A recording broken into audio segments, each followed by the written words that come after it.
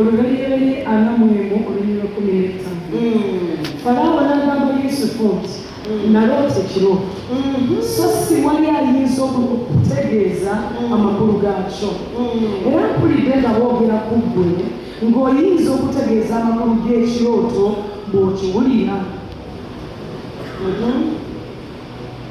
Yusufu n'addamu Falaawo n'ayogera nti simunzi Katonda y'anaawa Falaawo okuddamu okwemirembe. Nuko walekera 15 Falaawo abwira Yosefu ati Falaawo n'addamu n'agamba nti naloose. yagamba Yusufu nti naloota ekirooto none ntawusobora so si wali ayinza kuzisobanurira okutegeeza amakulu gaakyo. numvise bavuga yuko ubasha gusobanura inzozi bakurotoreye. Era mpulidde nga boogera ku ggwe ng'oyinza okutegeeza amakulu g'ekirooto bw'okiwulira. Numvise Farawo amubwiye ubasha, bamubwiye ko ubasha, bangambye ku ggwe nti osobola. Yosefu asubiza Farawo ati sije. Yusufu n'ayogera ati simunzi. Imana niyo iri busubize Farawo amagambo y'amahoro. Katonda y'anaawa Falaawo okuddamu okwemirembe. Farawo atangira kubwira rero Yosefu inzozi nalose mpagaze ku nkombe y'uruzi talalala. Falaawo n'abulira Yosefu ekirooto nga bwe kyabadde. Now Imana yashyize ijambo ku mutima. Katonda ateesa ekigambo ku mutima gwange. Mu Kinyarwanda nabivuga ngo ni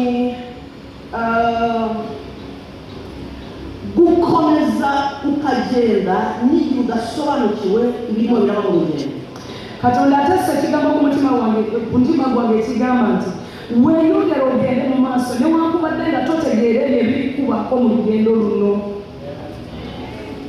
Komeza ugende kandi utivovoga kandi utari influence n'abureba basa naho bagusize. Weeyongere ogende mu maaso newankubadde tolitegeera newankubadde nga waliwo abakwetoolodde abalabika nga bakuyitako. Akenshi turimo turagenda mu rugendo turangazwa n'abantu. Sometimes tuvuga uri muri business, hari umuntu mwatangiranye business, hari ukuntu wowe arimo urapfundapfunda mu isoko, wumvise ngo yagiye kurangura Dubai, wumvise ngo yageze China, wumvise ngo yazanye kontineri 10, ugatangira uti Imana jyewe habaye iki? Bulijjo tubeera mu lugendo nga tulimu n'abantu abalala. Emitima gyaffe giwulira mu bw'olaba omuntu oba oliawo mwenna muli mu bizinesi n'olaba ng'olina kuyitabo oli agenda Dubai bw'okyali awo ebintu tebitegeerekeka awo otandikira okubuuza Katonda naye nze nabaaki. Urugendo tugendana n'Imana ruri personnel. Olugendo luno lwe tuyitamu ne Katonda lwa muntu nga Nuko ufite igikumwe n'umunsi waje ku isi, nga bw'olina ekigalo kino ekino niko ufite uburyo Imana yateganyije urugendo rwawe ku isi ugomba kugenda kandi wizeye. era bw'otyo olugendo lunde Katonda terufaanana muntu yenna.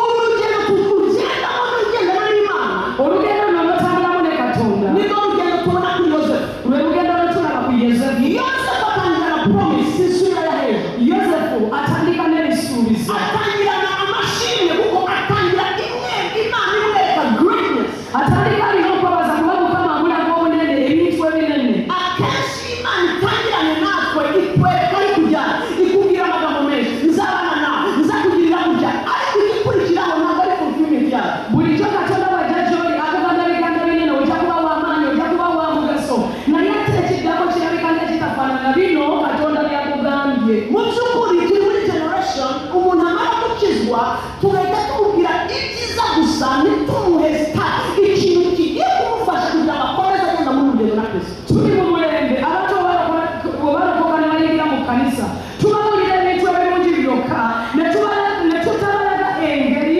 ey'okutambula mu lugendo luno obw'obulokozi nga bayimiridde. Ijani watangiranye na Kristo, Olugendo luno ni ijani uvuga ngo kama mbaya sindi burekeraho, siniteguye kurekera hagati, siniteguye nibura na esikariye ndazizamuka, nibura n'umusozi ndawusimbuka, icyo ngicyo nzarekera ariko numvise avuga ngo well done, good and faithful servant. olugendo luno olugendo lulina okumalirira.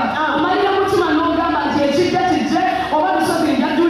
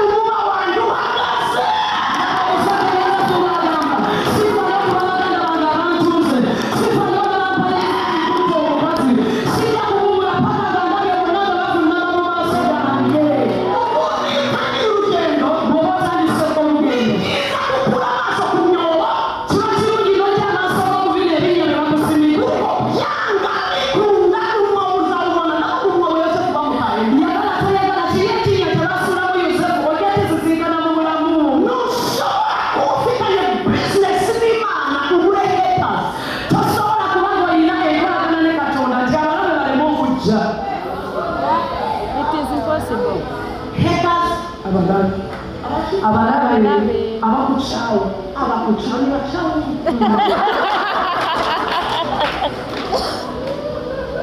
I know. you cannot tosobola babeerawo bulijjo abantu banze Yesu for no reason abantu baagana Yesu ne bamugana ne bamukyawa nga tebalina nsonga ahantu hose nalabuli ejo umwana bulijjo wabeera watu nga waliwo Katonda Satani abula mahoro Sataani emirembe gimuggwako abula mahoro Sataani tatereera niyo mpamvu house of inspiration yensonga lwaki mwena musuddemu muhanga maaso semutunuulira zokera eziri wano wabweru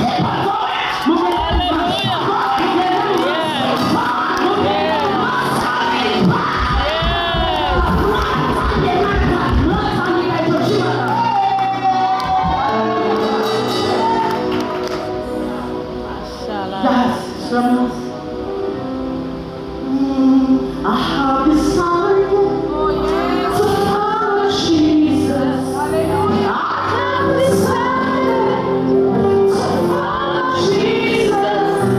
I have decided to follow Jesus. No turning back, no turning back. I have decided to follow my master.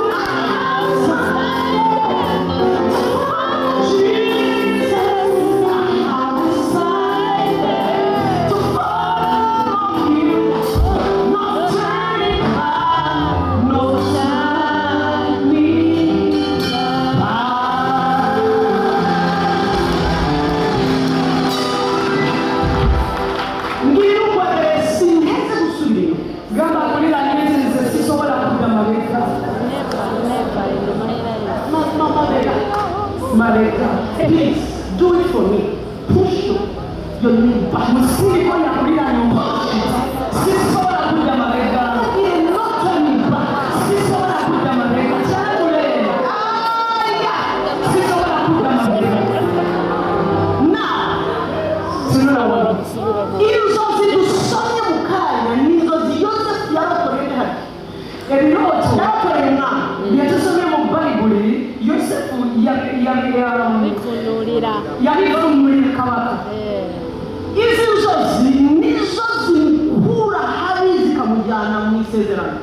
kyekirooto ekimujja wabiri nekimutuusa katonda we yayogera Ariko ndashaka mbere naye njagala balaga eki muzi ko mu nzozi zose cyangwa mu guhishura kose Imana afite sibwo bwa mbere yabikoze. kino ekirabo ekyokuvunula kyalina obwo omulundi gwe gwali gusooka okuvunula ebintu In fact, izi ni inzozi za gatatu ahishuriye abakomeye. Yeah. guno gwali mulundi gwakusatu ngavunula ebirooto by'abantu abanene Iyo ureba muri 40 Genesis 40 ku murongo wa 9 tuhabona inzozi za mbere ahishurira Chief Cupbearer. bw'olaba olubereberye ana omulongo ogw'omwenda olaba ngavunula ekirooto eky'omuntu gwe yalina mu kkomera Ahakabiri awokubiri aza guhishura izindi nzozi zikomeye cyane. yavunula ebirooto ebinene eby'amaanyi Tuzisanga ku murongo wa 16 ku murongo nyine lunyiro 15 umva nta na kimwe yakoze gikomeye uza gusoma ibyatsi muhara yasobanuye ibintu bikomeye yahishuye ibintu bikomeye ubu ikintangaza ni uko nta na kimwe muri ibi cyamuhaye isezerano yahawe n'Imana cyahishuye cyatumye yicara kuri ya ntebe Imana yamubwiye. ebirooto bino byonna byeyavunula tewali kirooto na kimu ekyamusobozesa okutuula ku ntebe eri katonda gye yamutegekedde Repeat it again. mu birooto bino n'abantu beyavunulira bonna tewali kirooto na kimu ekyamutwala n'atuula ku ntebe eri katonda gye yamutegekedde Subiramo nanone. Yes. bano bonna abantu beyavunulira ebirooto tebalina busobozi era tebasobola kumusitula bamujje mukomera bamuteeke eri ku ntebe katonda gye yali amutegekedde Umva mubwire komeza ukore icyiza urimo urakora kuko ntabwo uzi igihe Imana iza kuzamura. Hallelujah. amaso weeze okola birungi by'obikola kuba tomanyi obudde katonda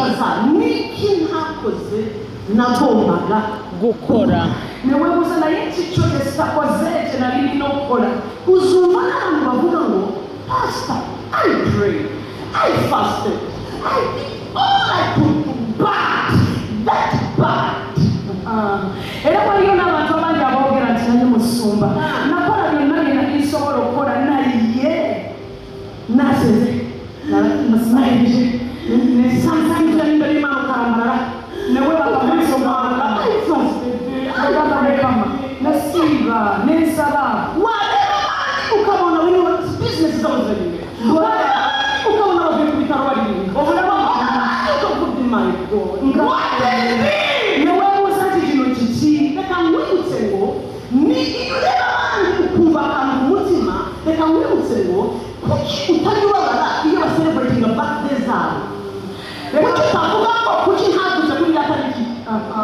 reka ntubuze ekibuuzo bw'otunuulira muno afaana n'obulungi oba ebintu bye nga birungi n'owulira akabuuzo mu mutima ng'ogamba nti naye balinga bali bulungi naye nze lwaki njagala nkubuuze bw'aba ali ku birthday nga ye nga siiyo ku lwaki togamba nti bannange senga nange nazaalibwa mu lunaku olwo bulijjo olindirira birthday yo kuba eriyooli kuki utababaza utababaye na birthday y'undi muntu n'uko uzi ko yaje ku isi kuri iyo tariki ariko nange yaraje ensonga lwaki tolumana ng'obula najaguza birthday lwakubanga obeera omanyi nti oyo yazaalibwa olwo naye nange nina olwange nazaalibwa ariko umunsi we nange mfite alina olunaku lwe nange nina olwange umunsi wanjye nina olwange iyo mbonye baselebratinga my friend Pastor Charles Dawani wow happy birthday to you nta envy wengaba bajaguza Pastor Charles nange nyimba happy birthday nga sirina bujja bwonna kubera iki yaraje nange yaraje alina nga yazaalibwa nange nina lwe najja afite itariki ye nange mfite iyanjye alina olunaku lwe nange nina olwange That is it. musuma wanjye when is your birthday only the 30th this stop month. there 30th this month. 30th of June Yes. 30th of June Yes. yes mine is 6th of May January. none se muba duhuje tabakwataganya ennaku z'amazaalibwa yaje nyuma yanjye oli yajjanga mu musumba amaze okuzaalibwa kuba musumba mu gwakutaano musumba gwa mukaaga now ni gute ba celebrating havugana ariko mana ndababaye kuki nawe ufite tariki 30 kuko ndakuzi kuwa gatandatu ndaguhamagaye ndashaka ndakuzi kuwa gatandatu ndazisengera mana imana yavuga insinga zibaye munange pasita waba pasita kyasinga bamujagulisa ku mazaalibwa musumba ono omwezi guno ogwomukaaga nange wakiri nzaalibwa kwogwo naye katonda wange abalala bazaalibwa mu mwezi guno nedda ajaguza kuba oli alina olunaku lwe nono alina olulu umusaza baracelebrating umunsi z'abagabo baracelebrating niba utajya kurwazwa n'itariki y'undi ubwo niko imana ibibona iyo urarwazwa nibwo ibagezeho yego olunaku lwe yazaalibwa bamujagulizaako Yego. nange lwe nazaalibwa banjagulizaako era ffenna tubatuwulira bulungi kati katonda bw'akulaba ng'oyiga kuba waliwo akuyitako kuba waliwo alikola obulungi katonda yeewuunye kuba nawe olina olunaku lwo naye alina olunaku lwe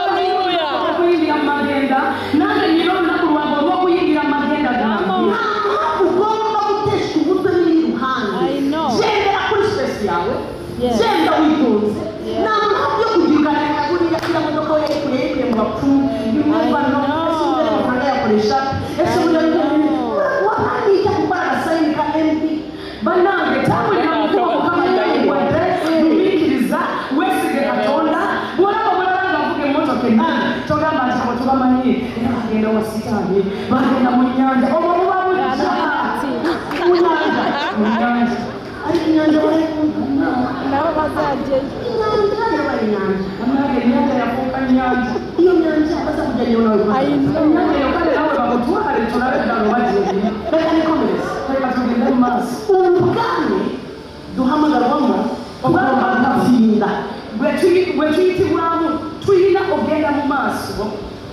paul akoresha amagambo avuga ngo nshoje urugendo mbikira ikamba Yes. Hallelujah. Tumaliriza olugendo lwange naye waliwo engule gye nateekerwa tegerwa. isi igomba kugushyushya umutwe shyushya umutwe na destiny n'icyo imana yaguhamagariye Ensi togikkiriza kutabula mutwe gwo. Ebirowoozo byonna ebikulimu byonna leka bimalire ng'onoonya ekyo Katonda kye yakuyitira. Tugambe ku Yosefu. Leka tukomewo ku Yusufu. yarizewe akomeza gukoresha icyo imana yamubikije asemurira kabera izo nizo za mbere yari azi ngo aragenda amuvuganire ko ntabwo abikoze asobanuriza kabiri aramubwira ngo nugerayo uzanyibuke uzi ko batanyuze I know. ariko nguwo bakamufungura noneho Mm. muri Yosefu bakamubwira ngo baramufungura warabingiza umaze kuwusemurira ibyo usemurira ngo uzamvuganire ugasanga ntiyakuvuganire wamukoreye Yosefu yali mwesigwa nnyo mu kufuna ebyoto kuba ekirabo yali akiina. Katonda omusonera wa Kabaka we yafuna ekirooto n'agamba nja kuwulira amakulu gaakyo. Era n'amugamba nti munnange wootuuke ewa Kabaka onzijukiranga. Munnange yatuukayo n'amwerabira bw'abeera ggwe nga gwe wamuyamba n'omubulira amakulu g'ekirooto ne kimutuukirirako n'agenda ewa Kabaka. Osobola ogamba nti naye alwa naawe ng'otuuseeyo osobola omunoonya n'ogamba nti bamumpe kati. ndimo ndababwira ngo ikintu cyose uhura nacyo ntikikugisabire ndashaka murebe yosefu imana yatanze ku mutima w'umukozi w'imana tugomba kwigaho muri uku kwezi uyu mugabo ntangazwa n'ibintu amahano ejo navuze cyane kuri problems nibyo byamubayeho gusa in fact abamureba baba baranamubakije buri mwika mukabiba mu nyirabibazo Bwe tutunulira obulamu bwa Yusufu ono ayina ebintu bingi ebizibu byayitamu era senga bibeera mu nnaku zino baligambye nti naye oli bamuyita bizibu. nyuma y'uko uyu mugabo amubwira ngo genda numara kugerayo umvuganire uzi ko baravuga ngo hashobora kuba haciyemo imyaka nk'iyi agifunze ariko uzi uri ahantu uzi kudaga mu nyasenga wibaza ngo nyaso izo zindi zakomeje kumuzira wibaza ngo nyakomeje kubona ibyo imana yamusobanuriye yamubwiye yarabibona ariko imyaka igakomeza ikiyongera ni muri prison igakomeza ikiyongera ni muri prison igakomeza ikiyongera ni muri prison imana ishimwe atayivuyemo ngabiri y'ukwegereye wibikaho ngamaze okuvunula ekirooto ky'omusenero wa Kabaka bayibuli yetugamba nti emyaka ebiri gyayitawo Yes. ng'akyali mukomera nga tebamujjukira naye ne wakati mu bintu ebyo byonna yeeyongera n'agenda mu maaso. Mume Proverbs 4 imigani ibice Engero ensuula nnya. Jesus reka nimutse ko turaza kugaruka Tweyongere njagala tubanguweko kubanga narivuze imigani ibice bingahe engero ensuula nnya. 4. Chapter oh 4. Jesus imigani mume ibice bine umurongo wa 18 Ensuula nnya 18. yes ensura nya 18 niho haravuga ngo inzira ariko inzira y'umukiranutsi ni nk'umusego ugeze gute utambitse umva ugakomeza gukura ukageza ku manywa y'ihanga Engero ensuula y'okuna omulimo 2:18. Bayibuli egamba nti naye ekkubo ly'omutuukirivu liringanga omusana ogwakayakana ogweyongerayongera okwaka ogweyongera kwaka okutuusa obudde lwe bulituukirira. what is that tukirira Tuukirira. what is that Ku manywa y'ihanga. Perfected day. Ku manywa inzira y'ihanga. path of the just Ekkubo ly'omutuukirivu ngwiyo nzira ekkubo eryo mu kinyarwanda bavuze ngo bavuze ngo bakoresheje ngo ikomeza kugira gute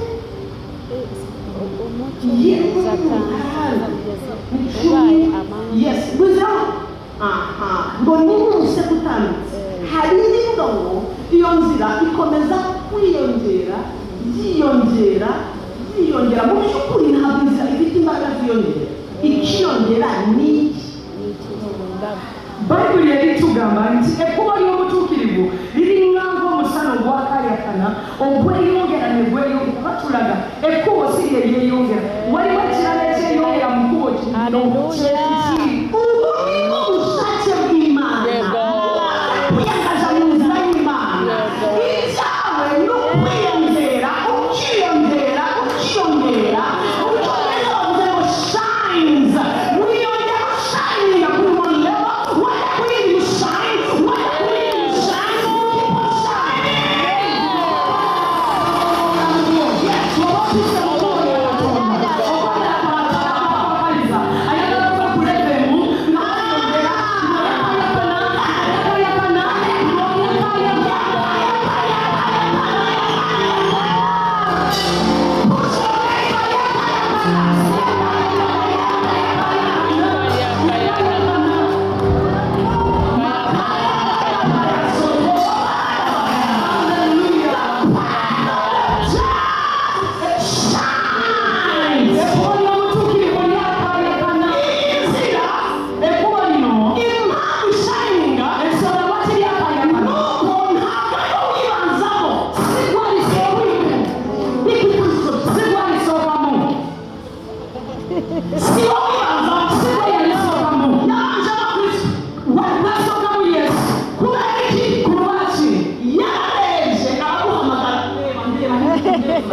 yakuyita yamusanze mu cyumba cy'isaya yaguhamagara yakusanga mu bibi nakuyita hagarara mu nzira nakuteka mu kuba hindukira urebe Yesu yahindukiye Yesu nashuka arebye mu nzira asanga muri bwe yatunura mu kuba ye yasanga torimu wari urihe wari wa Bibiliya ivuga ngo wari mu mwijima mu cyumba cy'isaya Bayibuli yavuga wari mu kizinga wari mu kibi